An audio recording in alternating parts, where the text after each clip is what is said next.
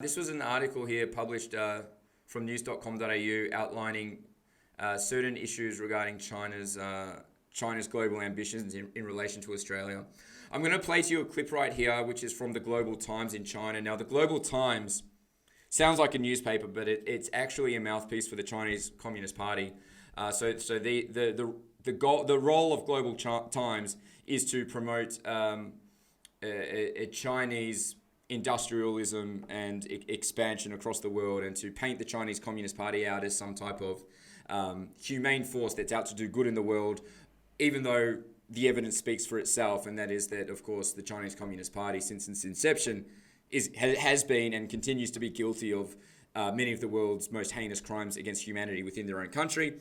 Outside of their own country, we see this is an expansionist regime that not just seeks to expand their commercial influence and to expand their industrialism to other countries, also seeks to expand their ideology and their culture as well. So I'm going to play you this little propaganda piece from the Global Times.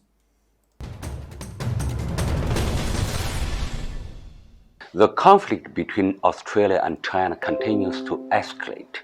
Pauline Hanson, Queensland Senator and the leader of Australia's far-right One Nation Party, called for a boycott of Christmas products made in China. To date, there has not been a single China celebrity, let alone politicians, called for a boycott of Australian products. Okay, so that right there is a bold-faced lie. Of course, we've seen, especially last year, China attacked many of our industries: barley, beef, dairy, tourism. They slandered the spirit of our country. They labelled us racist and said Australia was a dangerous place to go to on a holiday. So the list of attacks has been non-stop. Our coal ships have been held off the coast of China and Chinese waters for months on end. So this is very deceptive language here. It says no one's called for a boycott. We didn't have to call for one. We just did it, okay? Because there's no there's no debate when it comes to any discussions that take place in the Chinese Communist Party.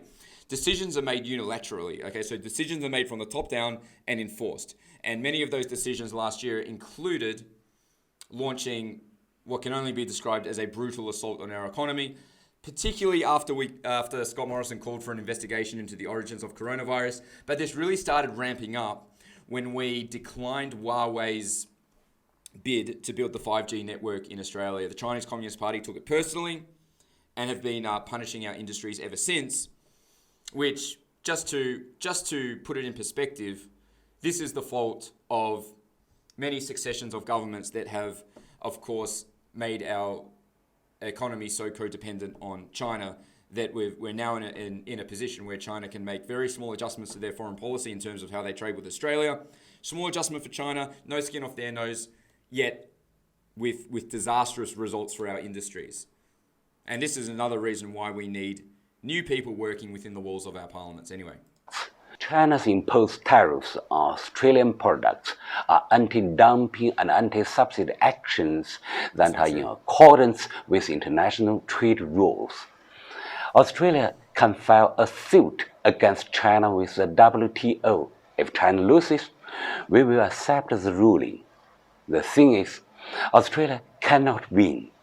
Australia has launched way more anti-dumping investigations against Chinese products.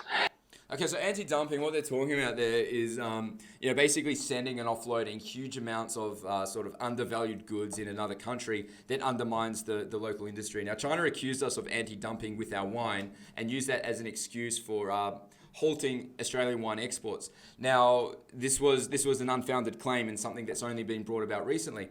The truth is, Australian wine is actually quite expensive in China, and this is just an example. So there's really no way, given the average price point of Australian wine in China, that any amount of Australian wine to enter the Chinese market could undermine the average prices of other products. Whereas you look at China, we look at anti-dumping over here.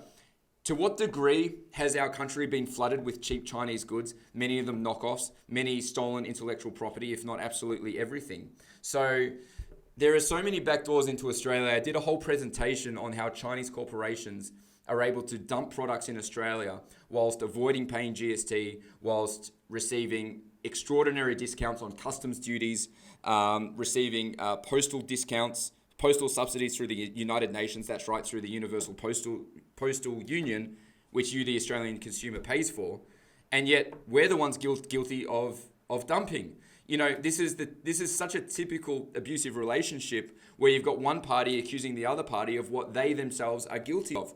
We don't have the manufacturing power to dump anything in China. They have the manufacturing capacity to completely undermine any industry that they want through dumping, and largely the Australian government has allowed them to get away with it. That's why we're coming for these people's jobs. We can't go on like this. Than China has against Australian products. In my opinion, Australia has a very extreme ideology. We've got an extreme ideology. They're putting millions of Muslims in concentration camps in the far west region of East Turkestan. They launched a sexual assault campaign on Tibetan nuns. We're the ones with an extreme ideology. I mean, this is extraordinary to hear, ladies and gentlemen. In China, you can't speak out against the government. If you do, you'll be locked up somewhere. And maybe we're heading that way, by the way, but we're not quite there yet. We're the ones that are extreme according to the Chinese Communist Party. And Canberra thinks that they are always right and Beijing is always wrong. I really didn't get it. Where does their moral superiority come from? Some people in Australia clamoring to boycott Chinese products don't scare Chinese at all. For starters, the Australian market is a small one to China. That's right, the Australian market is small. We've got 25 million people, they've got 1.5 billion people. That's why they can crush our industries in a heartbeat. That's why it's been, you should understand without any doubt that our economy has been undermined, our politicians have been lazy. Instead of investing in diversifying our export markets, instead of investing in advanced manufacturing, diversifying our industry and investing in Australian innovation, the Australian government decided they'd prefer to privatise one asset after another. Privatise that piece of land, privatise a port, privatise an airstrip, sell it to China, because why? It was an easy approach to bringing money into our economy, but at the expense of parting with our sovereignty and our capability to remain independent. And of course, moving all of our manufacturing to China, they call the shots. At least 1/3 of our exports go to China, which gives them extraordinary power to shut down any industry they want. So he's right. China has more of a capability to hurt Australia than Australia does to China. Apart from, I argue, with iron ore. A huge amount of iron ore used for China's steel production comes from Australia. They can't replace us. They cannot find another iron ore producer to provide them with the pure amount of steel, iron ore steel, that we provide them with. So keep that in mind. For all the talk from China, they haven't attacked our iron ore industry, and that's because they need it. So keep in mind, when China expands and they're building military islands in the South China Sea, they're doing so with Australian steel. When they expand their military, they build new weapons, they're doing so with Australian steel. No one wants to talk about it, but it's a conversation that must be had. Anyway, I don't want to listen to this guy anymore. I'm done with him.